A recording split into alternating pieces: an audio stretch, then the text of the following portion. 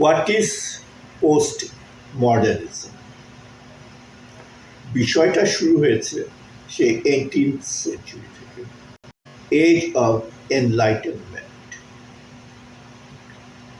Age of এনলাইটেনমেন্টের promise কি ছিল?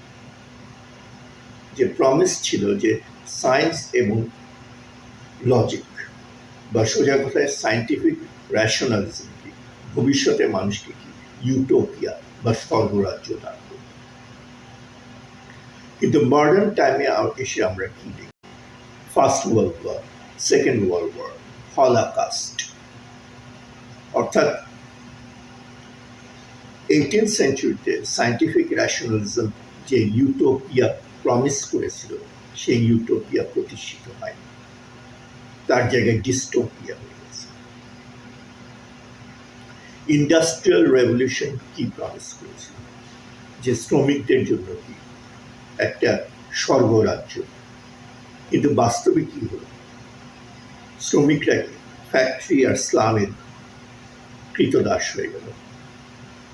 টাইকুনস আর ওয়ার্স দ্যান দ্য কিংস। টাইকুনরা রাজাদের চোখ খারাপ। সো সায়েন্স অ্যান্ড টেকনোলজি যে ইউটোপিয়া প্রমিস করেছিল, মডার্ন টাইমে এসে দেখা গেল যে সায়েন্স টেকনোলজি সেই ইউটোপিয়া দিতে পারেনি, অর্থাৎ সায়েন্টিফিক র্যাশনালিজম ব্যর্থ। ঠিক একইভাবে আগেকার দিনে মানুষ কি বিশ্বাস করত?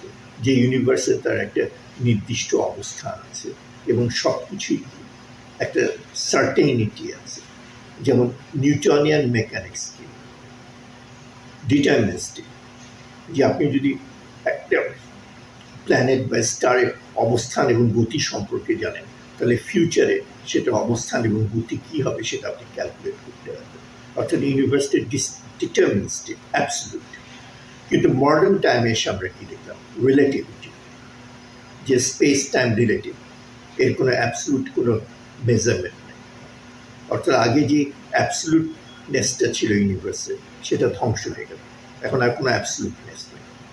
সেরকম কোয়ান্টাম মেকানিক্স কি দেখায়? যে একটা সাব অ্যাটমিক পার্টিকেলের অবস্থান কি আনসার্টেন, গতি কি আনসার্টেন, অনিশ্চিত। অর্থাৎ আমরা একটা সার্টেন ইউনিভার্স থেকে আনসার্টেন ইউনিভার্সে চলে আসছি। অর্থাৎ 18th সেঞ্চুরিতে শুরুতে সায়েন্সের মধ্যে যে সার্টেনটিটি ছিল, অ্যাবসলিউটনেসটা ছিল, যে মানুষ বিশ্বাস করতে স্পেস টাইম ম্যাটার সব কিছু সার্টেন অ্যাবসলিউট। কিন্তু মডার্ন টাইমে সায়েন্স দেখালো যে সেগুলো আসলে সত্য নয়। স্পেস টাইম রিলেটিভ, সাবঅ্যাটমিক পার্টিকেলগুলো আনসার্টেন। সো সায়েন্টিফিক র্যাশনালিজম আমাদেরকে অ্যাবসলিউট থেকে আনসার্টেনটির দিকে নিয়ে গেছে, অনিশ্চয়তা, রেস্টলেসনেসের দিকে নিয়ে গেছে। সেই জন্যে পোস্ট মডার্নিস্টদের কথা হলো তারা সায়েন্স এবং সায়েন্টিফিক র্যাশনালিজমে বিশ্বাস করে। সায়েন্স এবং র্যাশনালিজম কি মানুষকে ইউটোপিয়া দিতে পারে না, অর্থাৎ সায়েন্স র্যাশনালিজম নির্ভরযোগ্য। পোস্ট মডার্নিজমের আরেকটা ক্লেম হলো অবজেক্টিভ রিয়ালিটি বলে কিছু। Like Derrida famously said, there is nothing outside the text. অর্থাৎ আমরা রিয়েল ওয়ার্ল্ডকে যেভাবে পারসিভ করি সেটা আমরা যে টেক্সট পড়ি সেটা দ্বারা প্রভাবিত। আমাদের টেক্সট আমাদের পারসেপশনকে ইনফ্লুয়েন্স করে।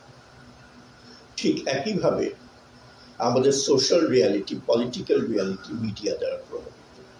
মিডিয়া আমাদেরকে যেভাবে দেখায়, যেভাবে বিশ্বাস করায়, আমরা সোশ্যাল রিয়ালিটি, পলিটিক্যাল রিয়ালিটিকে সেভাবে দেখি। অর্থাৎ আমাদের রিয়ালিটিও আসলে কি একটা ফিকশনাল রিয়ালিটি। পোস্ট মডার্নিজমের মূল কথা হলো, it is true that there is no truth at all.